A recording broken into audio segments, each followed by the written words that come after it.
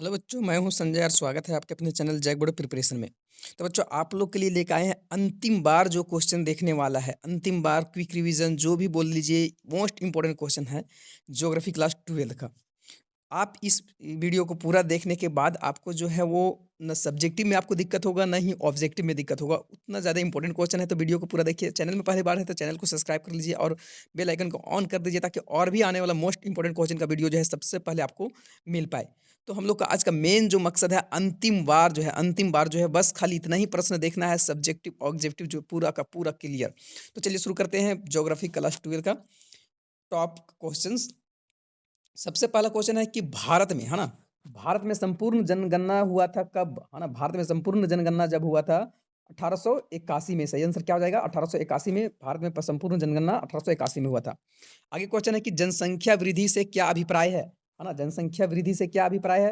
तो दो विभिन्न समय में, हाँ क्या बोल रहा है, दो विभिन्न समय में जो है वो बिंदु के मध्य में जो जनसंख्या में होने वाला शुद्ध परिवर्तन जो होता है, उसी को क्या बोला जाता है? जनसंख्या वृद्धि। दो समय दे दिया है, दो समय में, एक समय में मान के चलिए कि अगर 15 है ना, 15 जनसंख्या है, और एक समय में जो है 20 हो गया। अब ये दोनों के बीच का अंतर कितना हो गया? 5 का। तो ये 5 क्या कहलाएगा? जनसंख्या वृद्धि कहलाएगा। हाँ, जनसंख्या वृद्धि कहलाएगा। तो चलिए आगे क्वेश्चन देखते हैं। आगे क्वेश्चन है कि जनानिकी विशेषताओं के अंतर्गत किन बातों का जो है अध्ययन किया जाता है ना, जनानिकी विशेषताओं के अंतर्गत में जो है किन किन बातों को जो है वो पढ़ा जाता है, अध्ययन किया जाता है। तो जनसंख्या की भौतिक, है ना, जनसंख्या की भौतिक को पढ़ा जाता है, सामाजिक को पढ़ा जाता है, सांस्कृतिक को पढ़ा जाता है, आर्थिक विशेषताओं को जो है वो जनसंख्या संगठन कहते हैं। और आयु, लिंग जो हो गया, निवास स्थान, भाषा, वैवाहिक स्थिति और मानव प्रजातियां, साक्षरता, शिक्षा, व्यावसायिक संरचना का प्रमुख सामाजिक आर्थिक विशेषताएं हैं, है ना। जनानी की विशेषताएं के अंतर्गत कौन कौन सी बातें आते हैं? तो जनसंख्या का भौतिक हो गया, सामाजिक हो गया, सांस्कृतिक हो गया, आर्थिक विशेषताओं जो है जनसंख्या संगठन कहलाते हैं। लेकिन वही जगह पर है आयु, लिंग हो गया, निवास स्थान, भाषा, वैवाहिक स्थिति, ये सारा चीज जो हो गया, साक्षरता, शिक्षा, ये संपूर्ण जो है क्या कहलाता है? व्यवसायिक जो है वो प्रमुख सामाजिक आर्थिक विशेषता कहलाता है। आगे बोला है क्वेश्चन कि जनसंख्या का वास्तविक वृद्धि का जो है गणना कैसे किया जाता है? जनसंख्या वृद्धि हुआ है, उसका किस तरह से गणना किया जाता है? तो जनसंख्या की वास्तविक वृद्धि का जो है वो जन्म, जो है जन्म मृत्यु प्लस उसमें, है ना, जन्म मृत्यु में जोड़ दिया जाता है उत्प्रवास को, और उसमें घटा दिया जाता है अप्रवास को। तो ये क्या हो जाता है? जनसंख्या, इससे गणना वृद्धि किया जाता है। जन्म मृत्यु को और उत्प्रवास को, ये दोनों को किया जाता है, जोड़ा घटाव किया जाता है, और अप्रवास को फिर क्या किया जाता है? घटा दिया जाता है। आगे क्वेश्चन है कि भारत में, है ना, भारत में कौन से ऐसे बौद्ध जो है ना, कौन सा राज्य जो है कि सबसे ज्यादा बौद्ध है ना? भारत में कौन सा ऐसे राज्य है जिसमें बौद्ध सबसे ज्यादा है ना? तो महाराष्ट्र में कुल जनसंख्या में सर्वाधिक प्रतिशत जो है सिक्किम में, है ना। महाराष्ट्र इसका सही आंसर हो जाएगा। महाराष्ट्र में जो है बौद्ध धर्म सबसे ज्यादा है। आगे प्रश्न है कि भारत में, है ना, भारत में कौन सी जो है, भारत में कौन सा भाषा जो है समूह का विशालतम है? सबसे ज्यादा जो है कौन सा भाषा बोला जाता है? तो भारतीय आर्य समूह जो है वो विशालतम समूह है भारत में भाषाई समूह का। आगे है 2011 के जनगणना के अनुसार भारत का जो है कुल जनसंख्या कितना था? तो 121 करोड़ था। 2011 जनसंख्या के अनुसार भारत का कुल जनसंख्या कितना था? 121 करोड़ था। आगे बोला है क्वेश्चन, भारत में, है ना, भारत के जो किस राज्य में जनसंख्या सबसे अधिक है भारत का? तो उत्तर प्रदेश में जो है वो भारत का सबसे ज्यादा जनसंख्या है, उत्तर प्रदेश राज्य में। आगे क्वेश्चन है कि 2001 के जनगणना के अनुसार, है ना, सॉरी, हाँ, 2001 के जनसंख्या के अनुसार जो है वो भारत की जनसंख्या की वार्षिक वृद्धि दर कितना है? कितना प्रतिशत जो है भारत की जनसंख्या जो है बढ़ता था? वार्षिक वृद्धि दर के बोल रहा है, तो 2.4% जो है दर, वार्षिक वृद्धि दर है। आगे श्रम की प्रतिभागिता, है ना, श्रम की प्रतिभागिता दर क्या होती है? श्रम की प्रतिभागिता दर क्या होता है? तो कुल जनसंख्या में, है ना, जितना भी जनसंख्या है देश में, तो कुल जनसंख्या में कार्यरत जनसंख्या के प्रतिशत का अनुपात को क्या कहा जाता है? श्रम की भागीदारिता दर कहते हैं। फिर से एक बार समझिएगा कि भारत में जो भी जनसंख्या है, कुल जनसंख्या में कार्यरत, जितना काम में जनसंख्या लगे हुए हैं, उसका प्रतिशत का अनुपात को ही क्या बोला जाता है? श्रम प्रतिभागिता का दर कहा जाता है। आगे क्वेश्चन है कि भारत के उन 2 राज्यों को नाम बताना है, भारत के उन 2 राज्य के नाम बताना है जहां आबादी जो है ना, ग्रामीण आबादी का प्रतिशत देश में सर्वाधिक है। सबसे ज़्यादा गाँव के लोग ज़्यादा रहता है, मतलब ग्रामीण आबादी जो है बहुत ज़्यादा है देश में। वो भारत का 2 राज्य ऐसा बताना है, तो बिहार और सिक्किम में जो है, बिहार और सिक्किम राज्य में जो है वो आबादी जो है वो ग्रामीण आबादी का प्रतिशत सबसे ज़्यादा है। ग्रामीण में जो लोग रहते हैं सबसे ज़्यादा जो है बिहार और सिक्किम में।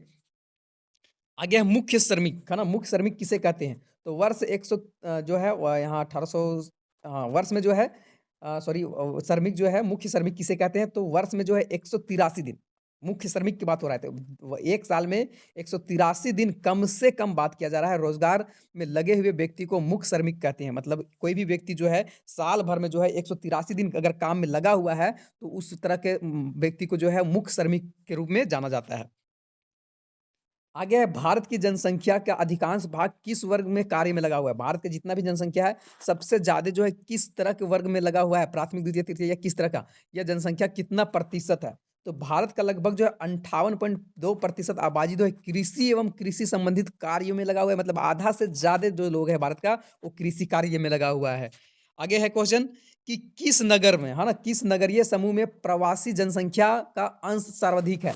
किस नगर में जो है प्रवासी, प्रवासी मतलब सबसे ज़्यादा जो है प्रवासी लोग, मतलब दूसरे जगह से या फिर तो आ जाके, मतलब प्रवासी किसको बोलते हैं? तो कोई एक जगह से दूसरे जगह पर चले जाता है, तो उस तरह के व्यक्तियों को प्रवासी बोला जाता है।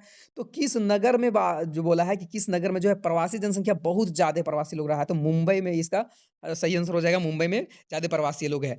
आगे बोला है कि किस राज्य में विवाह, है ना, किस राज्य में जो है विवाह जो है स्त्रियों के प्रवास का मुख्य कारण नहीं है? मतलब कोई ऐसा राज्य है जिसमें कि विवाह होने के बाद स्त्री जो है वो प्रवास नहीं करती है, बल्कि वहीं रह जाती है ना? तो मेघालय जो है ऐसा राज्य है, मेघालय ऐसा राज्य है जहाँ की विवाह करने के बाद स्त्रियाँ का जो प्रवास का मुख्य कारण नहीं है। भारत में प्रवास की कौन-सी धारा पुरुष प्रधान है? बहुत इंपॉर्टेंट क्वेश्चन है।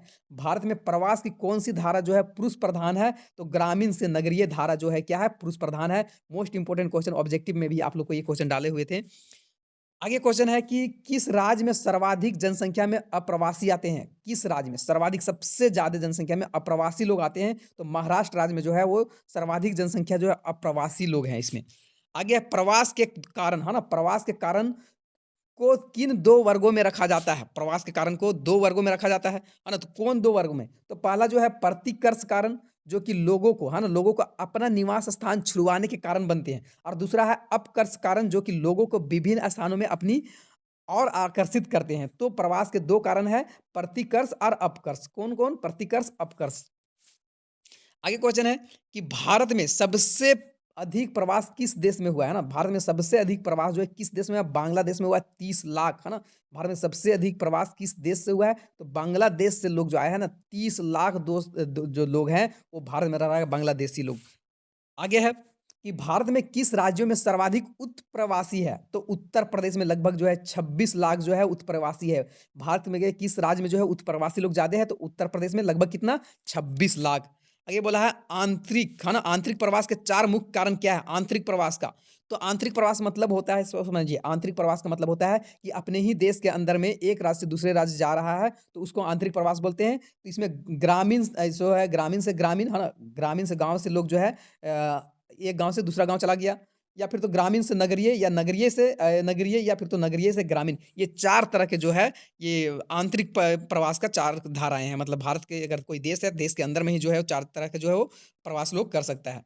आगे जो है, आगे प्रश्न है कि नगरीय समूह में किस नगरों में सबसे अधिक संख्या में अप्रवासी, सॉरी, प्रवासी आते हैं और क्यों? है ना? नगरीय समूह में, नगर में सबसे ज़्यादा जो है प्रवासी लोग आते हैं। आखिर नगर में क्यों आते हैं? उसका रीज़न क्या है? तो बृहद जो है सबसे ज़्यादा मुंबई में है, क्योंकि यह भारत का सबसे बड़ा महानगर है और सबसे बड़ा पतन भी है, और औद्योगिक नगर भी यही है। इसलिए जो है श्रमिक यहाँ रोज़गार के अच्छे-अच्छे अवसर के कारण आते हैं। रोज़गार के लिए मेन जो आते हैं, वो आते हैं नगर में।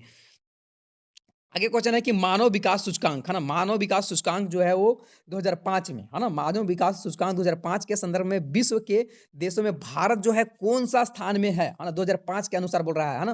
ह्यूमन डेवलपमेंट एचडीआई, है ना? ह्यूमन डेवलपमेंट इंडेक्स के अनुसार जो बोल रहा है, 2005 के अनुसार जो है भारत जो है वो पूरा दुनिया का कितना नंबर में आता है? तो 127वाँ नंबर में आता है 2005 के अनुसार, है ना? आगे क्वेश्चन है कि भारत में जो है वो मानव विकास सूचकांक, है ना? भारत में किस राज्य में जो है सबसे अच्छा है? तो केरल में जो है ना सबसे अच्छा है। क्यों? क्यों यहाँ केरल में सबसे अच्छा है मानव विकास सूचकांक? क्योंकि यहाँ के लोग ज़्यादा पढ़े लिखे रहते हैं, तो केरल जो है वो मानव विकास सूचकांक में उच्च कोटि में आता है, जिसको 0.638 में लगभग आता है। आगे है, भारत के किस राज्य में जो है स्त्री साक्षरता निम्नतम से उच्चतम, निम्नतम तथा उच्चतम है? मतलब देखो, यहाँ क्या बोला है कि भारत को कौन ऐसा राज्य जहाँ है स्त्री लोग के साक्षरता जो है वो निम्नतम भी है, और उच्चतम जो है वो कहाँ है ना? 2 मतलब राज्य का नाम बोल रहा है। सबसे कम जो है वो बिहार है, और सबसे ज़्यादा जो है केरल है। मतलब महिलाएँ जो है वो सबसे कम जो है पढ़ी-लिखी रहती है बिहार में और सबसे ज़्यादा पढ़ी-लिखी रहती है केरल में। ये है आप लोग का भारत का 2 मतलब राज्य जो कि न्यूनतम और उच्चतम स्त्री का जो है वो साक्षरता द दर है। मानव विकास सूचकांक में भारत के किस राज्य में जो है राज्य जो है कोटि निम्नतम है? मानव विकास में जो है वो बिहार जो है ना, बिहार के जो ज़्यादा लोग जो है वो पढ़े-लिखे नहीं रहते हैं, तो बिहार राज्य जो है वो सबसे मानव विकास ह्यूमन डेवलपमेंट इंडेक्स में सबसे नीचे आता है। आगे क्वेश्चन है कि भारत के उन राज्य को नाम बताइए जहां साक्षरता दर जो है सबसे कम है। तो उच्चतम तो साक्षरता दर केरल में है और निम्नतम क्या है? बिहार में सबसे कम जो है पढ़े लिखे जो है साक्षरता दर वो बिहार का है और सबसे ज्यादा पढ़े लिखे दर का जो है वो केरल का है। आगे क्वेश्चन बोला है कि भारत के केंद्र शासित प्रदेशों की उच्चतम तथा निम्नतम साक्षरता दर बताइए। भारत का केंद्र शासित बोला है, केंद्र शासित प्रदेश का सबसे ज्यादा जो है वो साक्षरता दर और सबसे कम साक्षरता दर। तो सबसे ज्यादा साक्षरता दर जो है वो लक्षद्वीप है, जहाँ की नरेंद्र मोदी अभी गए थे फिलहाल में, जो कि मतलब थोड़ा सा ये मुद्दा जो है आगे बहुत बढ़ गया था। और निम्नतम दर जो है वो दादर और नगर हवेली, जहाँ की 60% है और यहाँ 87%। केंद्र शासित की बात किया जा रहा है, केंद्र शासित में जो है उच्चतम जो है लक्षद्वीप में है और निम्नतम जो है वो दादर और नगर हवेली में है। आगे क्वेश्चन बढ़ते हैं कि भारत के किन राज्यों में जो है 0 से 6 वर्ष के जो है वर्ग के बच्चों को लिंग अनुपात निम्नतम है ना? भारत के किन राज्य में 0 से 6 के वर्ष की आयु है ना, 0 से 6 वर्ष का वर्ग के आयु के बच्चों का लिंग अनुपात जो है निम्न है, बहुत कम है। तो पंजाब और हरियाणा में ऐसे ही बोला जाता है कि पंजाब और हरियाणा में जो है बहुत कम लड़की लोग है वहाँ, है ना? तो बच्चों है, तो यहाँ पंजाब और हरियाणा हो जाएगा। आगे क्वेश्चन है, आगे है कि मानव विकास क्या है? मानव का विकास क्या है? मोस्ट इंपोर्टेंट क्वेश्चन है। तो मानव विकास लोगों की रुचियों को विस्तृत करने तथा उनके हितों व कल्याण के स्तर को उठाने की प्रक्रिया है ना? इससे जो है क्या है, जीवन स्तर जो है वो सर्वाधिक महत्वपूर्ण तत्व ये बन जाता है। फिर से समझिएगा मानव विकास क्या है? तो मानव विकास लोगों की रुचि है ना और विस्तृत करने तथा उसके हित कल्याण के स्तर को उठाने की प्रक्रिया को जो है, इसके लिए जो है वो स्वस्थ जीवन जो है सर्वाधिक सुधार हो सके, तो ये विकास कहलाता है। आगे क्या है कि भारत में किन राज्यों में स्त्री साक्षरता दर न्यूनतम है? तो बिहार जो है, यहाँ जो है स्त्री लोग कम पढ़ी लिखी रहती है। बिहार में जो है साक्षरता दर सबसे न्यूनतम है। ये जो है सीबीएसई बोर्ड 2013 में भी ये क्वेश्चन पूछा गया है, मोस्ट इंपोर्टेंट क्वेश्चन है। आगे क्वेश्चन है कि संयुक्त राष्ट्र में कब जो है सर्वप्रथम मानव विकास प्रतिवेदन प्रस्तुत किया गया है? संयुक्त राष्ट्र में जो है ना, संयुक्त राष्ट्र में कब सबसे पहले मानव विकास प्रतिवेदन जो है प्रस्तुत किया गया है? तो 1990 में जो है इसका सही आंसर हो जाएगा। आगे क्वेश्चन है कि भारत में औसत जीवन प्रत्याशा है ना, भारत में औसत जीवन प्रत्याशा कितनी है ना, 2001 के जनसंख्या के अनुसार? तो 65 वर्ष जो इसका सही आंसर हो जाएगा। भारत में जो है औसत जीवन है ना प्रत्याशा जो है वो 65 वर्ष जो है वो लगभग जो है एवरेज की हर आदमी जो है जीता ही जीता है। एवरेज मतलब निकाला गया है। आगे क्वेश्चन है कि भारत के वे कौन से 2 राज्य हैं जहां गरीबी रेखा जो है नीचे रहने वाली आबादी अन्य राज्यों की तुलना में अधिक है ना? भारत का कौन-सा वैसा राज्य है जो कि गरीबी रेखा का नीचे रहने वाले और आबादी जो है अन्य राज्यों की तुलना में अधिक है? मतलब वो गरीबी रेखा के नीचे है और आबादी जो है बहुत ज़्यादा है। तो उड़ीसा और बिहार ऐसे राज्य हैं कि मतलब गरीबी रेखा के नीचे रहते हैं और इनमें जनसंख्या बहुत ज़्यादा है ना? तो उड़ीसा में 47.15% और बिहार में 42.60% जो है। आगे क्वेश्चन है कि भारत के किन राज्यों में है ना, भारत के किन 2 राज्यों में जो है पिछले दशक में लिंग अनुपात का कमी देखने के लिए मिला है? भारत के किन कौन ऐसा राज्य है जो कि पिछले दशक से जो है लिंग अनुपात में जो कमी देखने के लिए मिला है? तो हरियाणा और पंजाब में जो है वो लिंग अनुपात का जो है वो कमी देखने के लिए मिला है। आगे क्वेश्चन है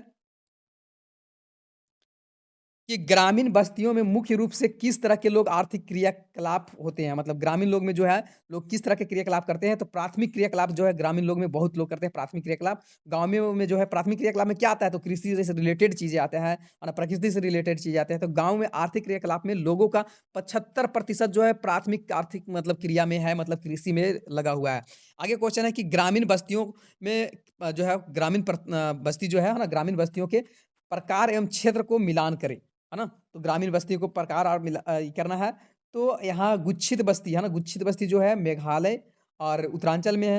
वही जो है अर्धगुच्छित बस्ती जो है ना? अर्धगुच्छित बस्ती जो है वो छत्तीसगढ़, हिमालय की निचली घाटियाँ और मध्य निम्न गंगा में है। और पल्ली बस्ती जो है वो कहाँ है? पल्ली बस्ती जो है वो गंगा में उपजाऊ जलोढ़ ये सब में है। और परिक्षिप्त बस्ती जो है गुजरात के मैदान और पश्चिम बंगाल में है। तो ये देख लीजिएगा। आगे है, आगे है क्वेश्चन कि विकसित होने के समय के आधार पर निम्नलिखित में नगरों का वर्गीकरण करना है। विकसित कैसे-कैसे हुआ? तो पटना जो है ना प्राचीन समय में विकसित हुआ है। पटना जो है प्राचीन समय में विकसित हुआ। हैदराबाद जो है वो मध्यकालीन समय में जो है वो विकसित हुआ और पांडिचेरी जो है वो आधुनिक नगर में विकसित हुआ। तो पटना जो है बहुत पहले प्राचीन समय में, हैदराबाद मध्यकालीन में और पांडिचेरी जो है आधुनिक समय में जो विकसित हुआ। आगे क्वेश्चन है कि भारत में नगर की, है ना, भारत में नगर की श्रेणी में शामिल होने के लिए न्यूनतम जनसंख्या सीमा क्या होना चाहिए? मतलब कोई भी जो नगर है ना? कोई भी मतलब जगह है, उसको नगर बनने के लिए कितनी जनसंख्या होना चाहिए? तो जनसंख्या 5000 व्यक्ति और जनसंख्या घनत्व जो है 400 किलोमीटर जो है, सॉरी 400 व्यक्ति प्रति वर्ग किलोमीटर होना चाहिए, है ना? कोई भी अगर भारत के नगर अगर बनना है, भारत के नगर है, कोई भी जगह का अगर नगर बनने के लिए उसमें जनसंख्या जो कितना होना चाहिए? 5000 होना चाहिए और जनसंख्या का घनत्व जो है 400 व्यक्ति जो है प्रति वर्ग किलोमीटर होनी चाहिए। मोस्ट इंपोर्टेंट क्वेश्चन है। आगे है महानगर, है ना? महानगर एवं मेगानगर, है ना? महानगर एवं मेगानगर में क्या अंतर है?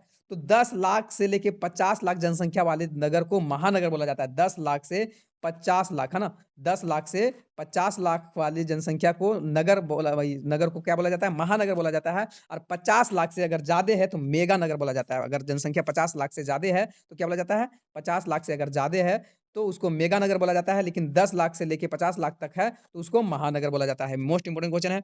आगे बढ़ते हैं कि एक नगर से चारों तरफ, है ना? एक नगर से चारों तरफ उससे जुड़े हुए कई नगरों का विकास हो जाता है। इसको क्या कहा जाता है? तो नगरीय संकुल कहा जाता है। एक नगर के चारों ओर से जुड़े जो है कई नगर विकास होते हैं, उसके नगरीय संकुल कहते हैं। आगे क्वेश्चन है कि 2001 के जनगणना के अनुसार, 2001 के जनगणना के अनुसार भारत में 10 लाख से 10 लाख की जनसंख्या से अधिक वाले नगर क्या है? मतलब कितने हैं? 2001 के जनसंख्या के अनुसार जो है वो 10 लाख से, है ना, 10 लाख से जनसंख्या जिसका अधिक है वो कितने नगर है? तो 35 नगर ऐसे हैं जिनकी जनसंख्या जो है वो 10 लाख से अधिक है 2001 के जनसंख्या के अनुसार। आगे क्वेश्चन है कि विश्व में जो है चावल के उत्पादक में भारत का योगदान है ना? कितना योगदान है विश्व के उत्पादन में? चावल जो भारत में उत्पादन होता है उसका कितना प्रतिशत जो है यहाँ होता है? तो भारत का जो लगभग 22% चावल उत्पादित करता है। भारत जो है पूरा दुनिया में 22% जो है चावल को उत्पादित करता है। कितना? 22%। आगे क्वेश्चन है कि फसल में, है ना, भारत में फसल की गहनता की गणना किस प्रकार की जाता है? भारत में फसल की गहनता को जो है गणना किया जाता है तो किस तरह से किया जाता है? तो भारत का फसल में जो गहनता होता है, तो फसल गहनता बराबर फॉर्मूला होता है सकल बोया गया क्षेत्र बट्टा निवल बोया गया क्षेत्र गुने 100, है ना? सकल बोया गया क्षेत्र बट्टा में निवल बोया गया क्षेत्र और गुने 100 ये फार्मूला है। किस चीज़ का फार्मूला है? तो भारत में फसल गहनता गणना करने की फार्मूला है। आगे क्वेश्चन है कि भारत जो है विश्व में अनाज के उत्पादक में कौन से 2 देशों के बाद तीसरा स्थान में आता है? तीसरा स्थान में, है ना? तो कौन-कौन देश? तो संयुक्त राज्य अमेरिका और चीन के बाद जो है वो भारत जो है वो तीसरा नंबर में आता है अनाज उत्पादन में। भारत जो है वो संयुक्त राज्य अमेरिका सबसे पहले आता है, उसके बाद चीन आता है, उसके बाद भारत जो आता है तीसरा नंबर में आता है। किस चीज़ में? तो अनाज उत्पादन में। आगे क्वेश्चन है कि भारत में कितने फसल ऋतुएँ हैं तथा उनके नाम क्या हैं? तो भारत में जो है 3 ऋतु है, खरीफ, रबी और जायद ऋतु है ना? फसल का ऋतु जो है 3 तरह का फसल इसमें बोया जाता है। आगे क्वेश्चन है कि पश्चिम बंगाल में किसान चावल की कितनी फसलें लेती है ना? तथा उनके क्या-क्या नाम हैं? भारत के जो है पश्चिम बंगाल में किसान जो है चावल कितनी फसलें लेती है और इसका कौन-कौन नाम है? तो पश्चिम बंगाल में किसान जो है वो चावल का 3 फसल लेती है, जिन्हें ओस, अमान और बोरो कहा जाता है। क्या कहा जाता है? ओस, अमान, बोरो ये 3 चीज़ कहा जाता है पश्चिम बंगाल में चावल को। आगे क्वेश्चन है कि भारत में ज्वार, है ना? भारत में ज्वार का सबसे अधिक उत्पादन किस राज्य में होता है? तो महाराष्ट्र में ज्वार सबसे ज़्यादा उत्पादन होता है। आगे क्वेश्चन है कि कौन से देश में गेहूँ व चावल का अधिक उत्पादन की किस्में विकसित हो हुई है ना? कौन से देश में, है ना? कौन-सा देश में जो है गेहूँ और चावल की बात बोल रहा है, गेहूँ और चावल का जो अधिकतम जो है उत्पादक की किस्म विकसित हुआ है। अधिकतम तरह का मतलब उत्पादन होता है। तो गेहूँ जो है मेक्सिको में और चावल है फिलिप्पिन में, मतलब हम लोग का चावल जो यहाँ है यहाँ तो कितना तरह का होता है, उसी तरह से वहाँ गेहूँ जो है, गेहूँ का अलग-अलग वैरायटी है मेक्सिको में और चावल का अलग-अलग वैरायटी है फिलिप्पिन्स में। आगे क्वेश्चन है कि किस ऋतु में खरीफ फसलें बोई जाती है? तो खरीफ ऋतु जो है वो मानसून के ऋतु में बोला जाता है। जब जब जून मतलब मानसून शुरुआत होता है जून से लेकर सितंबर, अक्टूबर तक जो है ये खरीफ जो है वो फसल बोया जाता है। आगे है चाय की खेती के लिए, है ना? चाय की खेती के लिए जो है किस तरह के जो है वो मिट्टी जो है वो उपयुक्त माना जाता है। चाय की खेती के लिए किस तरह के मिट्टी का जो है आवश्यकता होता है? तो उष्ण आर्द्र तथा उष्ण आर्द्र कटिबंधीय जलवायु में तरंगित भागों में जो है अच्छे अफवाह वाली मिट्टी जो होता है चाय के लिए अच्छी मानी जाती है। आगे है बंजर व व्यर्थ भूमि को स्पष्ट करें। तो वह भूमि जो प्रचलित प्रौद्योगिकी की मदद से जो है कृषि नहीं बनाई जा सकती है। मतलब वैसा भूमि जो है वो कितनों उसमें जो है प्रौद्योगिकी की मदद किया जाए फिर भी वो कृषि योग नहीं बनाया जा सकता है। जैसे कि मरुस्थल हो गया आपका पहाड़ी क्षेत्र यदि बंजर भूमि या व्यर्थ भूमि कहा जाता है। फिर से एक बार समझिएगा व्यर्थ भूमि क्या है? तो वैसा भूमि जो कि उसमें कितनों तरह का जो है प्रौद्योगिकी का प्रयोग कर दिया जाए लेकिन उसमें कृषि नहीं होगा तो नहीं होगा, तो इस तरह की भूमि को जो है वो बंजर और व्यस्त भूमि कहा जाता है। आगे क्वेश्चन है कि हमारे देश के है ना, हमारे देश के उत्तर पश्चिम भागों में अमेरिका कपास को क्या कहा जाता है ना, हमारे देश में जो है उत्तर पश्चिम भागों में अमेरिकन कपास जो अमेरिका का कपास होता है उसको क्या बोला जाता है, तो नरमा बोला जाता है। तो नरमा इसका सही आंसर हो जाएगा। आगे देखते हैं क्वेश्चन कि हमारे देश में गन्ने का सबसे बड़ा उत्पादक राज्य कौन सा है? हमारे देश में सबसे बड़ा गन्ना का उत्पादक राज्य जो है वो उत्तर प्रदेश है, यूपी जिसको बोला जाता है। यूपी में जो है वो सबसे बड़ा जो है वो क्या है, गन्ना उत्पादक का राज्य है। आगे क्वेश्चन बोला है कि भारत में कॉफी का सबसे बड़ा उत्पादक राज्य कौन है? कॉफी सबसे ज्यादा कहाँ उत्पादन होता है? तो कर्नाटक में कॉफी जो है सबसे ज्यादा उत्पादन होता है। आगे क्वेश्चन है कि भारत में जो है चाय की खेती का सबसे पहले कब और कहाँ किया गया था? तो भारत में चाय की खेती जो है 1840 ईस्वी में किया गया था और असम के ब्रह्मपुत्र घाटी में शुरू किया गया था। कब किया गया था? 1840 में किया गया था और असम के ब्रह्मपुत्र घाटी में चाय का खेती सबसे पहले शुरू किया गया था। तो नेक्स्ट बढ़ते हैं, आगे क्वेश्चन है कि भारत में जो है भारत में किस नदी बेसिन में भौम जल जो है वो पुनः पूर्ति योग जो है संसाधन का सबसे अधिक प्रतिशत है? भारत में है ना, भारत में बोल रहा है कि किस नदी बेसिन में जो है वो भौम जल का पुनः पूर्ति योग मतलब भूमि जो जल है वो पुनः पूर्ति योग जो है संसाधन का सबसे अधिक प्रतिशत है। तो गंगा नदी बेसिन इसका सही आंसर हो जाएगा, गंगा नदी बेसिन। आगे बढ़ते हैं, क्वेश्चन है भारत में कौन सा सेक्टर है ना, भारत में कौन सा सेक्टर जो है आर्थिक क्रिया जो है धरातलीय और भौम जल का सर्वाधिक उपयोग करता है? क्या बोला है क्वेश्चन कि भारत में कौन सा सेक्टर जो है, कौन सा आर्थिक क्रिया जो है वो धरातलीय और भौम जल जो है का सर्वाधिक उपयोग करता है? तो धरातलीय और भौम जल का सबसे अधिक उपयोग किया जाता है वो कृषि क्षेत्र में किया जाता है। तो सही आंसर हो जाएगा कृषि क्षेत्र।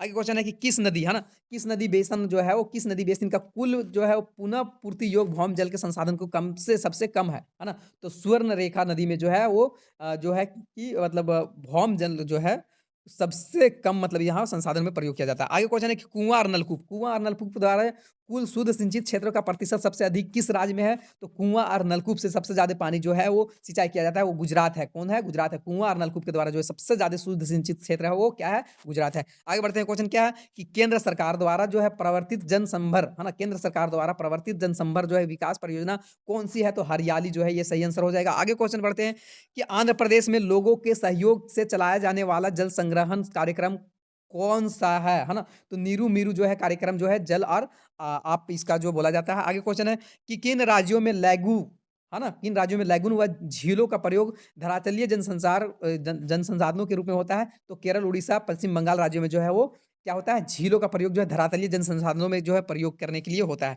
आगे क्वेश्चन है कि देश में कृषि विकास की हरित क्रांति का रणनीति किन राज्यों में अधिक सफल हुआ है? तो पंजाब, हरियाणा और पश्चिमी उत्तर प्रदेश में जो है कृषि क्या हुआ है कि विकास का हरित क्रांति का रणनीति सबसे ज्यादा अधिक सफल हो पाया है।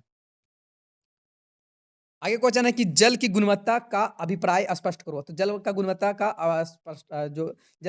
का अभिप्राय जो है वो जल गुणवत्ता का तात्पर्य जल जो है वो शुद्धता या फिर तो आवश्यकता बाहरी जो है पदार्थों से रहित जल को ही बोला जाता है। आगे देश में अत्यधिक प्रदूषण दो नदी का सबसे ज्यादा जो दो नदी प्रदूषित है वो गंगा और यमुना है। गंगा और यमुना ऐसी नदी है कि सबसे ज्यादा लोग जो है प्रदूषित करके रखे हुए हैं। आगे क्वेश्चन बढ़ते हैं कि दिल्ली से वाराणसी है ना, दिल्ली से वाराणसी में मध्य गंगा नहीं दिल्ली से वाराणसी में मध्य गंगा नहीं है ना पर स्थिति दो महानगरों के नाम बताइए कि जो अत्यधिक प्रदूषित है। और सबसे अधिक जो है वो प्रदूषित महानगर के बात किया जा रहा है गंगा के छोड़ के, दिल्ली से वाराणसी गंगा ये सब छोड़ के, तो कानपुर और इलाहाबाद इसका सही आंसर हो जाएगा। आगे क्वेश्चन बढ़ते हैं, क्या है कि राष्ट्रीय जल है ना, राष्ट्रीय जल संसाधन की गुणवत्ता को मॉनिटरन कौन से दो कंपनियां करती है ना? राष्ट्रीय जल संसाधन है ना, राष्ट्रीय जल संसाधन की गुणवत्ता का मतलब गुणवत्ता को पानी का गुणवत्ता देखने के लिए जो है मॉनिटरन जो करता है दो कंपनी कौन कौन ऐसी है? तो केंद्रीय प्रदूषण नियंत्रण जो है बोर्ड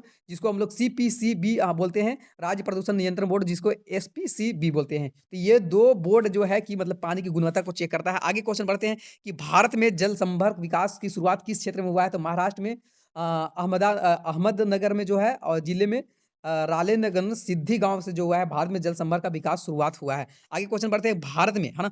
भारत में जल प्रदूषण के किन्हीं 2 स्रोत का उल्लेख करना है, ये भी बोर्ड परीक्षा 2013 में पूछा गया है। भारत में जल प्रदूषण का किन्हीं 2 स्रोत का उल्लेख करना है, तो वाहित मल का निपटान, नगरीय वाहित जल उद्योग जो है वो उद्योग से विशाल जल का स्रावत और नाभिकीय ऊर्जा संयंत्र और कृषि भूमि के ऊपर से बहता हुआ जल, ये जो है वो क्या है? प्रदूषित जल के मतलब ये कारण है। आगे क्वेश्चन बढ़ते हैं कि भारत में जल संभर विकास की शुरुआत किस क्षेत्र में हुआ है? तो महाराष्ट्र में अहमदनगर जिले से में जो हुआ है वो रालेगन सिद्धि गाँव से हुआ है। आगे है, ये क्वेश्चन हो गया। आगे क्वेश्चन है कि राजस्थान के अलवर जिले में चलाया जाने वाला जल संग्रहण कार्यक्रम को कौन-सा बोला जाता है? तो अरावली पानी संसद बोला जाता है। राजस्थान के अलवर जिला में जो जल के लिए चलाया गया है कार्यक्रम उसको अरावली पानी संसद बोलते हैं। आगे क्वेश्चन है कि किन राज्य में जो है वो घरों से जल संग्रहण संरचना को बनाना आवश्यक कर दिया है? घर में जो जल का जो संरक्षण करना सबसे मतलब जो है कंपल्सरी कर दिया है कि मतलब अगर घर से आपका पानी निकल रहा है तो उसको संग्रहण करने के लिए कुछ बनाइए। तो तमिलनाडु ऐसा राज्य है जिसमें कि कंपल्सरी कर दिया है जल को निकासी का संरक्षण करने के लिए। आगे बोला है कि राजस्थान में वर्षा का जल संग्रहण ढांचे किस नाम से जाना जाता है ना? तो वर्षा का जो जल है राजस्थान में कुंड या अथवा टाका के नाम से जाना जाता है। फिर से मोस्ट इंपोर्टेंट क्वेश्चन है, आप लोग 10th क्लास में पढ़े होंगे तो 10th क्लास में भी ये सब क्वेश्चन बहुत है ना? राजस्थान में वर्षा का जल संग्रहण किया जाता है, उसको क्या बोला जाता है? कुंड या टाका बोला जाता है। ये आगे है यमुना नदी के किन 2 शहर के बीच सबसे अधिक प्रदूषित है? तो दिल्ली और इटावा जो है वो सबसे ज़्यादा यमुना नदी के 2 शहर जो है सबसे ज़्यादा प्रदूषित शहर है। आगे बढ़ते हैं क्वेश्चन कि भारत में कौन से 2 मुख्य प्रकार के लौह अयस्क पाए जाते हैं? तो हेमेटाइट और मैग्नेटाइट जो है वो 2 तरह के जो है मुख्य प्रकार लौह अयस्क पाया जाता है, हेमेटाइट और मैग्नेटाइट, है ना? भारत के 2 मुख्य लौह अयस्क है हेमेटाइट, मैग्नेटाइट। मोस्ट अच्छा ये क्वेश्चन इतना बार हम क्यों पढ़ रहे हैं? 2 बार 3 बार क्यों पढ़ रहे हैं? मोस्ट इंपोर्टेंट क्वेश्चन है इसलिए इसको 2 बार 3 बार पढ़ रहे हैं। आगे बढ़ते हैं क्वेश्चन कि भारत में कौन सा राज्य जो है मैग्नीज का अग्रणीय उत्पादक है? तो उड़ीसा मैग्नीज का सबसे अग्रणीय उत्पादक राज्य है। आगे क्वेश्चन है कि आधात्विक खनिज को अकार्बनिक उत्पत्ति के 2 उदाहरण देना है। तो अभ्रक, चूना पत्थर और ग्रेफाइट जो है आधात्विक खनिज है और अकार्बनिक उत्पत्ति के 2 मतलब 2 कारण है अभ्रक, चूना पत्थर और ग्रेफाइट। आगे बढ़ते हैं क्वेश्चन कि भारत में कौन सा 2 प्रकार के तेल शोधक कारखाने 2 प्रकार के जो है तेल शोधक कारखाने के बारे में बोल रहा है। भारत के 2 प्रकार के तेल शोधक कारखाना कौन-कौन है? तो क्षेत्र आधारित जिसको डिगबोई असम में है और आगे जो है बाजार आधारित जो है वो बरौनी बिहार में है ना? 2 तरह के तेल उत्पादक शोधन कारखाने हैं। क्षेत्र जो है वो डिगबोई असम में और बरौनी बिहार में, बाजार आधारित। आगे क्वेश्चन है कि हज़ीरा विजयपुर जगदीशपुर पाइपलाइन को किस नाम से जाना जाता है? तो एचवीजे पाइपलाइन के नाम से जाना जाता है। आगे बढ़ते हैं क्वेश्चन कौन सा है कि आगे क्वेश्चन है कि भारत में एशिया का सबसे बड़ा पवन ऊर्जा संयंत्र कहाँ है ना? भारत का एशिया का है ना? भारत में जो है एशिया का पूरा एशिया की बात किया जा रहा है, सबसे बड़ा पवन ऊर्जा संयंत्र कहाँ स्थित है? तो गुजरात के कच्छ में जो है वो ये लांबा में स्थित है। आगे बढ़ते हैं क्वेश्चन कि भारत में पवन ऊर्जा संयंत्र तमिलनाडु में कहाँ स्थित है? तो तूतीकोरिन है इसका सही आंसर। भारत का पवन ऊर्जा संयंत्र जो है तमिलनाडु में किस जगह है? तो तूतीकोरिन में स्थित है। कोयला मुख्यतः किन 2 भूगर्भिक काले जो है कालों की शैल कर्मों में पाया जाता है? तो गोंडवाना तथा टर्शियरी निक्षेप जो है वो कोयला का जो मुख्य है ना, कोयला मुख्यतः किन 2 भूगर्भिक है ना काले की जो है वो शैल में पाया जाता है? तो गोंडवाना तथा टर्शियरी निक्षेप सही आंसर हो जाएगा। आगे बढ़ते क्वेश्चन कि भारत में तेल एवं प्राकृतिक गैस का आयोग की स्थापना कब हुआ था? तो 1956 में हुआ था। Gas authority of India limited का स्थापना कब हुआ था? तो 1984 हुआ था। मोस्ट इंपोर्टेंट क्वेश्चन है ये सब, अगर वीडियो को पूरा देखते हैं ना तो देखिए कि आप लोग को मतलब कितना क्वेश्चन मिलने वाला है। आके कमेंट कीजिएगा कि सर बहुत क्वेश्चन मैच किया। भारत में सबसे अधिक तेल शोध कारखाने किस राज्य में है? तो असम में सबसे ज़्यादा तेल शोध कारखाना है। आगे क्वेश्चन है कि यूरेनियम जो है निक्षेप है ना किस शैल का समूह में पाया जाता है? तो धारवाड़ शैल के समूह में यूरेनियम निक्षेप पाया जाता है। आगे क्वेश्चन बढ़ते हैं कि थोरियम मुख्यतः किस राज्य में पाया जाता है? तो केरल में जो है थोरियम मुख्य रूप से पाया जाता है। आगे क्वेश्चन है कि भारत में भूतापीय ऊर्जा संयंत्र कहाँ स्थापित है? तो भारत में जो भूतापीय ऊर्जा जो है मणिकरण सॉरी हिमाचल प्रदेश में मणिकरण में है। आगे क्वेश्चन बढ़ते हैं कि मुंबई हाई है ना का खोज कब किया गया था? तो 1973 में मुंबई हाई का खोज किया गया था। आगे खनिज किसे कहते हैं? है ना? खनिज किसे कहते हैं? तो एक खनिज जो है निश्चित रासायनिक और भौतिक गुण धर्मों के साथ कार्बनिक और अकार्बनिक उत्पत्ति को ही जो है प्राकृतिक पदार्थ को खनिज कहा जाता है। आगे क्वेश्चन है कि राउरकेला है ना राउरकेला इस्पात संयंत्र किस देश में मतलब सहायता से बना है? तो जर्मनी की सहायता से राउरकेला जो है इस्पात संयंत्र किस देश के सहायता से बना है? तो जर्मनी की सहायता से बना। भिलाई इस्पात संयंत्र की स्थापना कब हुआ था? तो 1959 ईस्वी में हुआ था भिलाई इस्पात संयंत्र की स्थापना। आगे बोकारो जो है बोकारो इस्पात संयंत्र कब और किसके सहयोग से बना है? तो 1964 में और रूस के सहयोग से जो है बोकारो संयंत्र इस्पात केंद्र बना है। आगे क्वेश्चन है कि किन इस्पात संयंत्र की स्थापना परिवहन लागत न्यूनतम सिद्धांत के आधारित पर किया गया है? तो बोकारो इस्पात संयंत्र हो जाएगा। भारत में पहली आधुनिक सूती वस्त्र मिल कब और कहाँ लगाया गया था? तो 1854 में मुंबई में लगाया गया था। 1854 में जो है भारत के पहली आधुनिक सूची वस्त्र मिल लगाया गया था। आगे क्वेश्चन है कि टाटा है ना लोहा और इस्पात कंपनी को जल प्रदान करने के लिए जो मतलब दो नदियों का नाम बताना है ना। लोहा जो है ना भारत का जो है टाटा लोहा जो है इस्पात और कंपनी को जल प्रदान करने वाली दो नदी कौन मतलब टाटा को जो है वो दो नदी जो है पानी देता है कौन कौन।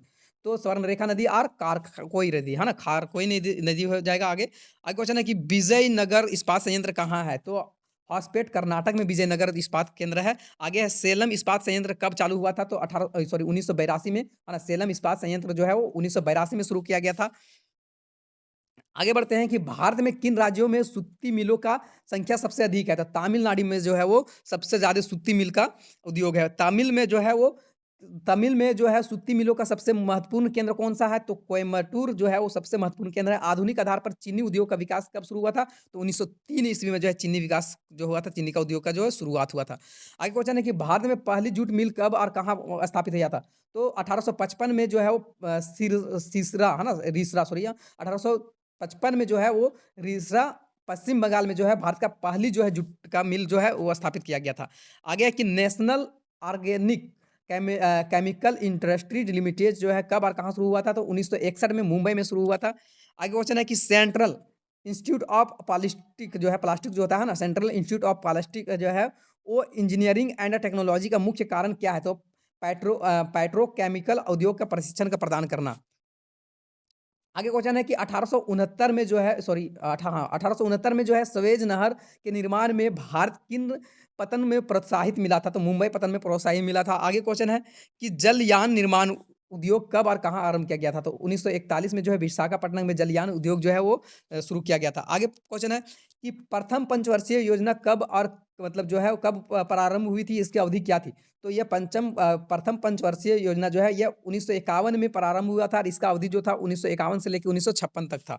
आगे है कि 11वीं पंचवर्षीय योजना जो है उपागम प्रपत्र का शीर्षक क्या है? तो तीव्रता के साथ और अधिक संपत्ति की वृद्धि की ओर। आगे क्वेश्चन है कि पर्वतीय क्षेत्र का विकास कार्यक्रम जो है था कब प्रारंभ हुआ है? तो 5वीं पंचवर्षीय योजना में जो है शुरुआत हुआ था।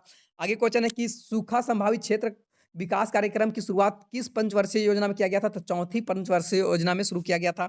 आगे क्वेश्चन है कि भरमौर जनजातीय क्षेत्र में किस जनजाति के लोग जो है रहते हैं? तो गद्दी जनजाति के लोग जो रहते हैं वो भरमौर जनजातीय क्षेत्र में रहते हैं। आगे है द पॉपुलेशन बम नामक पुस्तक जो है किसके द्वारा लिखा गया था? तो 1968 ईस्वी में एहर लिच के द्वारा जो है द पॉपुलेशन बम बुक के लिखा गया था। आगे क्वेश्चन है कि द लिथिम है ना सॉरी द लिमिट टू है ना द लिमिट टू ग्रोथ है ना द लिमिट टू ग्रोथ कब और किससे को जो किसने प्रकाशित किया था? तो 1972 में मिडोस ने प्रकाशित किया था। आगे क्वेश्चन है कि अक्सर है ना अवसर कॉमन फ्यूचर जो है रिपोर्ट किस आयोग का प्रकाशित किया है ना अवसर जो है कॉमन फ्यूचर रिपोर्ट जो है किस आयोग जो प्रकाशित किया गया था? तो विश्व व्यापार और विकास आयोग जो है इसको प्रकाशित किया गया है। आगे क्वेश्चन है कि इंदिरा गांधी नगर है ना इंदिरा गांधी नगर संकल्पना कब और किसने किसने की है ना इंदिरा गांधी नगर का संकल्पना जो है कब और किसके द्वारा किया गया है? तो 1984 में कंवर सेन के द्वारा जो है इंदिरा गांधी नहर का संकल्पना किया गया है 1984 ईस्वी में कंवर सेन के द्वारा।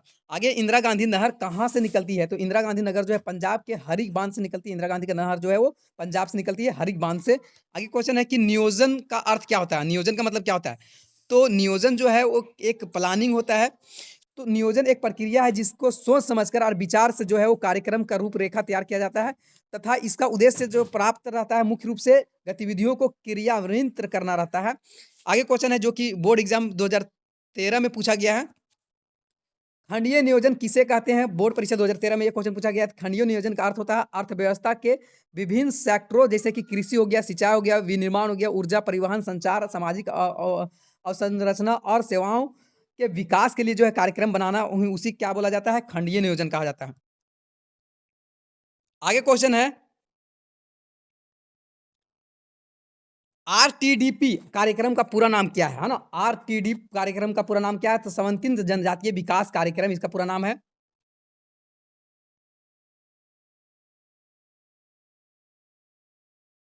आगे क्वेश्चन है, राष्ट्रीय महामार्ग किसे कहते हैं? तो वे प्रमुख सड़कें जिन्हें केंद्र सरकार द्वारा निर्मित किया जाता है और रखरखाव का परिचालन किया जाता है, वे राष्ट्रीय महामार्ग कहलाते हैं। ये राज्य जो है एक राज्य को दूसरे राज्यों से जोड़ती है। मोस्ट इंपोर्टेंट क्वेश्चन है, राष्ट्रीय महामार्ग किसको बोला जाता है? तो वे सड़क जिनको सरकार बनाती है और रखरखाव भी वही करते हैं, और वे जो है राष्ट्रीय महामार्ग कहलाती है, और ये जो है एक राज्य को दूसरे राज्य से जोड़ा जाता है इस शहर। आगे क्वेश्चन है कि भारत के उत्तर दक्षिण गलियारे के सिरों के पर स्थित नगर का नाम बताना है। तो उत्तरी सिरे में श्रीनगर जो है और दक्षिणी सिरे में जो है वो कन्याकुमारी है। जीटी रोड किन दो महानगर को विभाजित करता है? तो राष्ट्रीय महामार्ग जो है NH1 है दिल्ली से अमृतसर, और राष्ट्रीय महामार्ग NH2 है जो कि दिल्ली से कलकत्ता।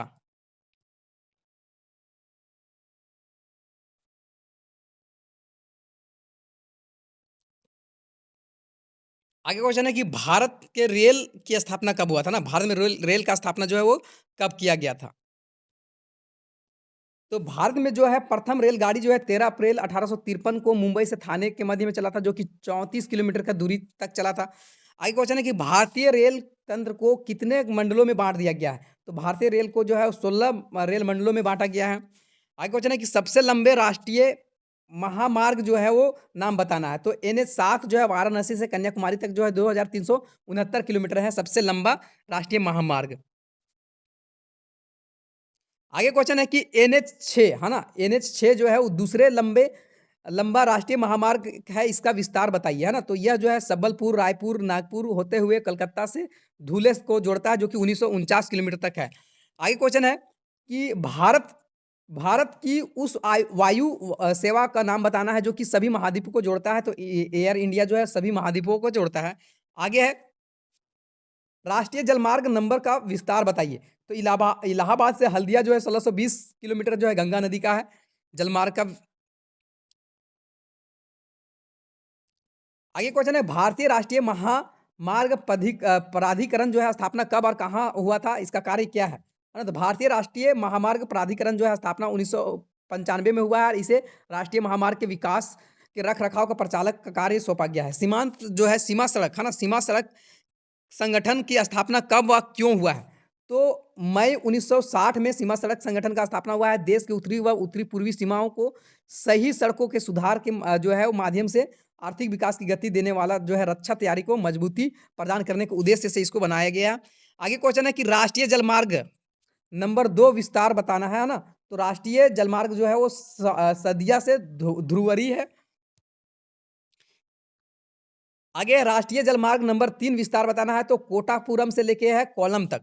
आगे है, भारत में सड़क मार्गों की लंबाई कितनी है? तो 33.1 लाख किलोमीटर जो है भारत में सड़क जो है उसका लंबाई है। आगे क्वेश्चन है कि भारत का राष्ट्रीय औसत सड़क घनत्व कितना है? तो 75 किलोमीटर जो है एवरेज जो है हर सड़क का जो घनत्व है। आगे है, नहाई का विस्तृत रूप क्या है? तो भारतीय राष्ट्रीय महान मार्ग प्राधिकरण जो है नहाई का पूरा नाम होता है। आगे PSLV का पूरा नाम क्या है? तो पोलर सैटेलाइट लॉन्च व्हीकल है ना, पोलर सैटेलाइट लॉन्च व्हीकल इसका पूरा नाम होता है PSLV का। आगे क्वेश्चन है कि भारत में पक्की सड़क का सर्वाधिक और न्यूनतम घनत्व वाले राज्य क्या है? तो सर्वाधिक घनत्व वाला जो है केरल है, जिसमें कि 387.24 प्रति 100 वर्ग किलोमीटर में है, और न्यूनतम जो है जम्मू कश्मीर में 10.48 प्रति 100 वर्ग किलोमीटर। आगे क्वेश्चन है कि अंतर्राष्ट्रीय व्यापार है ना, अंतर्राष्ट्रीय व्यापार का क्या अर्थ होता है? तो अंतर्राष्ट्रीय पर स्तर पर जो वस्तुओं को खरीदना और बेचना जो है अंतर्राष्ट्रीय व्यापार कहलाता है। आगे वर्तमान समय में कौन सा देश जो है व्यापारिक तौर पर सबसे बड़ा भागीदार है? तो संयुक्त राज्य अमेरिका जो है व्यापारिक तौर पर सबसे ज्यादा बड़ा भागीदार है। आगे क्वेश्चन है कि महाराष्ट्र, तमिलनाडु व पश्चिम बंगाल एक एक पोताश्रय का नाम बताइए, जो कि निर्माण पहले से स्थापित पोताश्रय के दबाव से कम करने के लिए किया गया था। तो महाराष्ट्र का जो है महाराष्ट्र में जो है जवाहरलाल नेहरू पतन, तमिलनाडु में एनोर और पश्चिम बंगाल में हल्दिया। आगे क्वेश्चन है कि भारतीय पत्तनों में से कौन सी समुद्री पतन स्थल जो है रुद्र देशों के पतन सुविधाएं का प्रदान करता है? जैसे कि ऐसे जो है किसी एक देश का नाम बताना है, तो भारतीय पतन जो है कोलकाता पतन जो है सुविधाएं प्रदान करता है, और पड़ोसी जो है नेपाल व भूटान। आगे क्वेश्चन है कि भारत में निर्यात जो है भारत में निर्यात सूची में किस मद को महत्वपूर्ण वृद्धि हुआ है? तो इंजीनियरिंग सामानों की महत्वपूर्ण वृद्धि हुआ है। आगे क्वेश्चन है कि 1970 के दशक में जो है बाद जो है खाद्यान्न के आयात की जगह जो है किन उत्पादन में आयात जो है वो बढ़ गया? तो पेट्रोलियम उत्पादन में जो है तथा उर्वरक में जो है आयात बढ़ा है। आगे है कि भारतीय पतन में सबसे पुराना व कृत्रिम पतन कौन-सा है? तो चेन्नई पतन जो है सबसे पुराना कृत्रिम पतन है।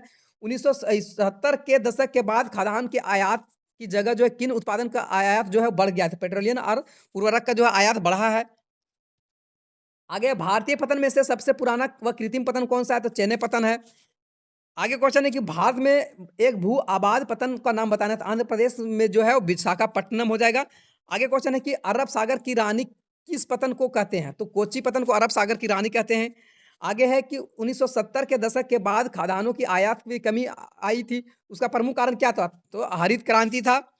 आगे है कि भारत का सबसे अधिक निर्यात विश्व में किन प्रदेश में होता है? तो एशिया और अ, ओनेशिया सही आंसर हो जाएगा। आगे है क्वेश्चन कि तमिलनाडु में विकसित किए गए नए पतन का नाम बताना है, तो तूतीकोरिन जो है तमिलनाडु में नया पतन विकसित किया गया। अब आगे क्वेश्चन है, इधर लंबा-लंबा क्वेश्चन है, तो इसको छोड़ते हैं। आगे क्वेश्चन है कि भारत में पूर्वी तथा पश्चिमी तटों पर स्थित पतनों के नाम जो है वो राज्य सहित बताना है ना? मोस्ट इंपोर्टेंट क्वेश्चन है, इसको बार-बार देख लीजिए रिपीट करके। आगे कोलकाता जो है वो पतन के नाम बोला है ना? पूर्वी तट यहाँ बोला है कि भारत के पूर्वी तथा पश्चिमी तट का जो है वो स्थित पतन का नाम बताना है। तो पूर्वी तट का हम लोग पहले देखते हैं। कोलकाता जो है पश्चिम बंगाल में, हल्दिया जो है पश्चिम बंगाल में है, पारादीप उड़ीसा में है, विशाखापट्टनम आंध्र प्रदेश में, इनोर जो है तमिलनाडु में है। उसी तरह से आगे जो है चेन्नई जो है तमिलनाडु में, तूतीकोरिन जो है तमिलनाडु में। अब पश्चिमी तट जो है वो कौन है? तो कांडला जो है गुजरात में है, मुंबई जो है महाराष्ट्र में है, जवाहरलाल नेहरू जो है वो महाराष्ट्र में है, मारगोवा जो है गोवा में है, मंगलोर जो है कर्नाटक में, और कोची जो है केरल में है। चलिए आगे बढ़ते हैं। क्वेश्चन है 21वीं सदी के प्रारंभ में विश्व की जनसंख्या कितनी थी? तो लगभग 6 अरब थी। आगे क्वेश्चन है कि जनसंख्या घनत्व किसे कहते हैं? तो प्रति इकाई क्षेत्रफल पर निवास करने वाले व्यक्तियों और औसत संख्याओं को जनसंख्या घनत्व कहते हैं। विश्व में किस महाद्वीप में सबसे अधिक जो है वो जनसंख्या वृद्धि दर पाई जाती है? तो अफ्रीका महाद्वीप में सबसे ज्यादा जो है वो जनसंख्या वृद्धि दर सबसे अधिक है। आगे क्वेश्चन है कि जनसंख्या का वास्तविक वृद्धि की गणना कैसे की जाती है? तो जनसंख्या का वास्तविक वृद्धि जो है वो जो है वृद्धि जन्म माइनस मृत्यु प्लस अप्रवास और माइनस उत्प्रवास। आगे किन महाद्वीप में जनसंख्या वृद्धि लगभग जो है शून्य है? तो यूरोप में। आगे क्वेश्चन है कि एशिया एशिया की जनसंख्या जो है के संबंध में जॉर्ज क्रेप्सी जो है टिप्पणी क्या था? तो एशिया का बहुत ही अधिक जो है, एशिया में बहुत अधिक स्थानों पर कम लोग रहते हैं और कम स्थान पर बहुत अधिक लोग रहते हैं। ये किसके द्वारा बोला गया था? तो जॉर्ज क्रेसी के द्वारा बोला गया था। आगे क्वेश्चन है विश्व जनसंख्या की वर्तमान वार्षिक दर क्या है? तो विश्व जनसंख्या का वर्तमान वार्षिक दर वृद्धि दर जो है 1.4% है। आगे है जननांकीय संक्रमक सिद्धांत को प्रथम अवस्था के 2 महत्वपूर्ण लक्षण बताना है, तो उच्च प्रजननशीलता तथा उच्च मात्रेता। आगे है अफ्रीका की संघनन जनसंख्या वाली एक खनिज पेटी का नाम बताना है, तो कटंगा जो है वो जाम्बिया तांबा पेटी है। आगे विश्व में किस देश में जो है वृद्धि सर्वाधिक है ना? विश्व में किस देश में वृद्धि जो है, देश में की वृद्धि जो है सर्वाधिक है? तो लाइबेरिया जो है 8.2% हो जाएगा। आगे क्वेश्चन है कि विश्व के किस देश का वृद्धि दर सबसे कम है? तो लैटविया जो है 1.5% इसमें जनसंख्या वृद्धि हो रहा है। उसी तरह से आगे है विकासशील अफ्रीका देश के जो जीवन प्रतिशतता क्यों मतलब कम क्यों है? तो एचआईवी एड्स जैसी जानलेवा बीमारी के कारण जो है वहाँ विकासशील जो है कम है। आगे है कि जनसंख्या वितरण है ना? जनसंख्या वितरण जो है वो कौन सी कारण को प्रभावित करते हैं? जनसंख्या वितरण जो है कौन सा कारण को प्रभावित करता है? तो जनसंख्या वितरण के लिए जो है प्राकृतिक कारण हो गया, सांस्कृतिक कारण। प्राकृतिक कारण जो है कौन है? इसमें धरावल बनावट हो जाता है, जलवायु मृदा हो जाता है, वनस्पति जल तथा खनिज पदार्थों का उपलब्धि सम्मिलित होता है, और सांस्कृतिक कारण में इसमें धर्म, भाषा, संस्कृति ये सब सम्मिलित है जनसंख्या के वितरण के लिए। आगे क्वेश्चन है कि यूएई है ना? यूएई संयुक्त अरब अमीरात जिसको अमीरात बोलते हैं, निम्न लिंग अनुपात क्या कारण है ना? तो पुरुष कार्यशील जनसंख्या चयनित प्रवास है। कौन सा जो है आयु का आर्थिक है ना? कौन सा आयु वर्ग आर्थिक रूप से कार्यशील जनसंख्या का प्रतिनिधित्व करता है? तो 15 से लेके 59 साल के वर्ग के लोग। आगे विश्व में सबसे अधिक लिंगानुपात किस देश का है? तो लाटविया का लिंगानुपात सबसे ज्यादा है। 1000 पुरुष में 1187 महिलाएं हैं। 1000 पुरुष में 1187 महिलाएं हैं। आगे क्वेश्चन है कि विश्व में सबसे कम लिंग अनुपात किस देश में है? तो संयुक्त अरब अमीरात में जो है 468 है प्रति 1000 पुरुष में। लिंग अनुपात किसे कहते हैं? तो प्रति 1000 पुरुष में स्त्रियों की संख्या को क्या कहा जाता है? लिंग अनुपात कहा जाता है। आगे 2001 के वर्ष 2001 में जो है विश्व नगरीय जनसंख्या कितने प्रतिशत थी? तो 45% थी। आगे संसार का औसत लिंगानुपात कितना है? तो 990 महिलाएं प्रति 1000 पुरुष में से। विश्व का सबसे बड़ा भाषा समूह कौन-सा है? तो चीनी भाषा मंडारिन जिसको बोलते हैं। संसार के कितने देश का प्रतिकूल लिंगानुपात है? तो 72 देश ऐसा है जिसका प्रतिकूल लिंग अनुपात है। हासमान जनसंख्या पिरामिड वाले एक देश का नाम बताना है तो जापान है। आगे स्थिर जनसंख्या वाला पिरामिड देश जो है वो ऑस्ट्रेलिया है। उसी तरह से विस्तारित जनसंख्या पिरामिड वाला देश जो है वो नाइजीरिया और बांग्लादेश और मैक्सिको है। आगे क्वेश्चन है कि उस देश का नाम बताना है जिसमें मानव विकास सूचकांक सबसे ज्यादा है। तो नॉर्वे में मानव विकास सूचकांक सबसे ज्यादा है। आगे है कि संयुक्त राष्ट्र विकास कार्यक्रम द्वारा जो है प्रथम मानव रिपोर्ट कब प्रकाशित किया गया था? तो 1990 ईस्वी में प्रकाशित किया गया था। मानव विकास की अवधारणा किस विद्वान का देन है? तो डॉक्टर महमूब उल हक के देन है। कौन से एकमात्र है ना, कौन सा एकमात्र जो है, कौन से एकमात्र देश ने सकल राष्ट्रीय प्रसन्नता जो है को देश के प्रगति का आधिकारिकता माप घोषित किया है? तो भूटान। आगे है आईएलओ का पूरा नाम क्या है? तो अंतर्राष्ट्रीय श्रम संगठन। डब्ल्यूएनडीपी का पूरा नाम क्या है? तो संयुक्त राष्ट्र विकास कार्यक्रम। आगे क्वेश्चन है मानव विकास सूचकांक क्या है? तो मानव विकास सूचकांक जो है, मानव का विकास सूचकांक एक पैमाना है, मापने का यंत्र है जिसके सहायता से किसी भी देश के लोगों का विकास को मापा जाता है कि कितना देश विकास कर रहा है।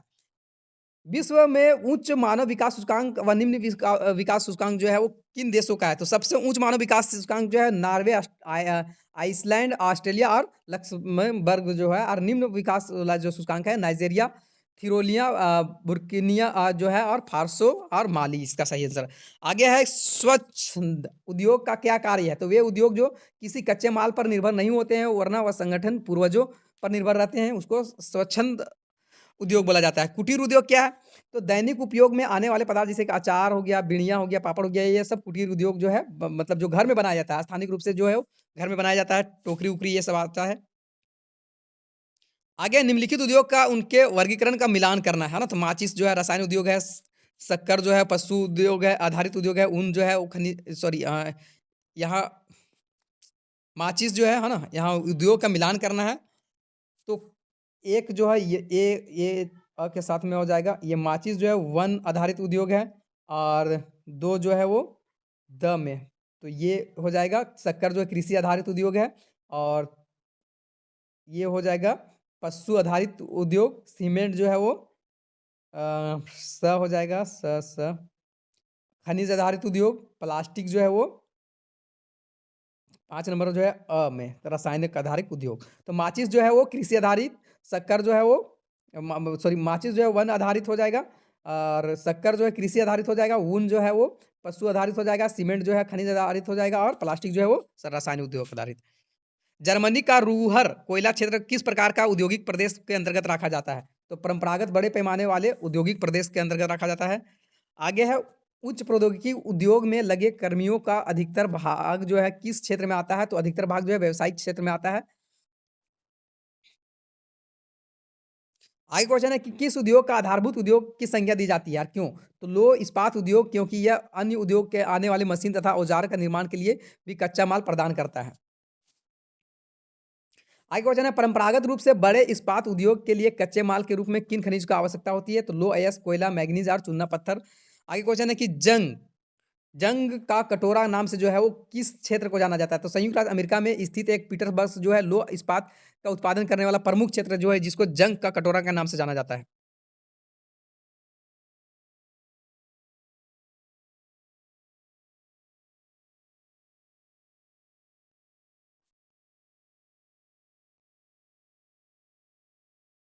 आगे क्वेश्चन है कि वाय है ना, बाह्य स्रोत क्या है ना, बाह्य स्रोत किसको बोला जाता है?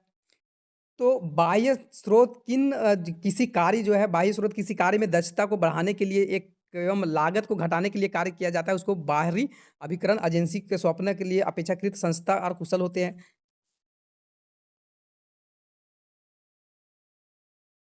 आगे है विश्व की सबसे लंबी पाइपलाइन का नाम बताना है तथा किन क्षेत्रों में जो है जोड़ती है? तो बिग इंच पाइपलाइन विश्व का सबसे लंबी पाइपलाइन है और यह मैक्सिको की खाड़ी के तेल के कुआं संयुक्त राज्य अमेरिका के उत्तर पूर्वी राज्यों से मिलाती है। आगे कौन-सा जलमार्ग भारत तथा यूरोप के बीच में दूरी को कम करता है? तो स्वेज नहर मार्ग जो है वो भारत और यूरोप का जो है दूरी को कम कर देता है। आगे क्वेश्चन है कि चैनल टनल किन 2 स्थानों को जोड़ता है? तो पेरिस को लंदन से जोड़ता है। आगे किसी देश में रेल मार्ग का जाल का विशालतम तंत्र पाया जाता है? तो संयुक्त राज्य अमेरिका में जो है वो बहुत ज़्यादा रेल मार्ग जो है वो या विश्व का कुल रेल मार्ग का लगभग 40% हिस्सा है। आगे ऑस्ट्रेलियाई पार महाद्वीप रेल मार्ग का अंतिम सिरों को जो है स्टेशन का नाम बताना है। तो ऑस्ट्रेलिया पार महाद्वीप रेल मार्ग का जो अंतिम सिरों का स्टेशन का है वो पर्थ पश्चिम में और सिडनी पूर्व में। साइबर स्पेस किसे कहते हैं? तो साइबर स्पेस विद्युत द्वारा कंप्यूटरित स्पेस का संसार है। यह भेजने वाला और प्राप्त करने वाला जो है शारीरिक संचालन बिना कंप्यूटर और सूचनाओं का प्रेषणा और प्राप्ति विद्युत जो है वो अंकीय दुनिया का इसका इंटरनेट का मतलब नाम से भी जाना जाता है।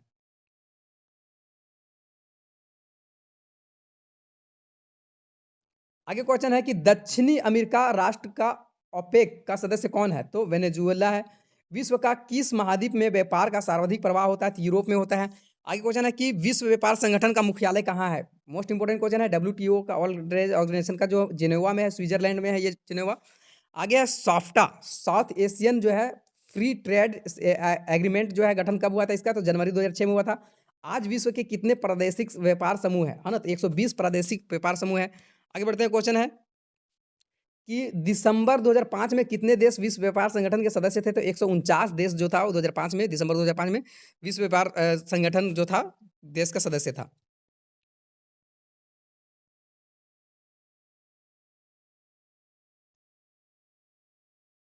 सार्क आगे क्वेश्चन है कि सार्क तथा ओपेक का मुख्यालय कहाँ है? तो सार्क का काठमांडू में है और ओपेक का जो है वियना ऑस्ट्रेलिया में है। आगे कौन सा बस्ती जो है प्रतिरूप सड़क व नदियों के किनारे होता है? तो रैखिक प्रतिरूप हो जाएगा। आगे 2006 के आरंभ में भारत के कितने 10 लाख से अधिक जनसंख्या वाले महानगर थे? तो 10 लाख से अधिक जनसंख्या वाला महानगर जो था भारत में 41 है सही आंसर। आगे है कि किस प्रकार की बस्ती को प्रतिरूप झीलों व तालाब के इर्द गिर्द विकसित हुआ है? तो गोलाकार बस्ती जो है प्रतिरूप वे नगर जिनकी आकृति विषम होती है वो क्या कहलाते हैं? तो अनियोजित नगर कहलाते हैं। आगे 80 लाख या उससे अधिक जनसंख्या वाले नगर को क्या कहा जाता है? तो विराट नगर कहा जाता है, मेगा सिटी कहा जाता है। बस्ती किसे कहते हैं? बस्ती किसको बोला जाता है? तो बस्ती मनुष्य का आवासों तथा उस पर संगठित निवास का स्थान को बस्ती कहा जाता है। 2001 में 2001 के अनुसार विश्व के नगरीय जनसंख्या का प्रतिशत कितना था? तो 48% था। संसार के उस ग्रामीण बस्ती का प्रतिरूप क्या है? तो तारक प्रतिरूप।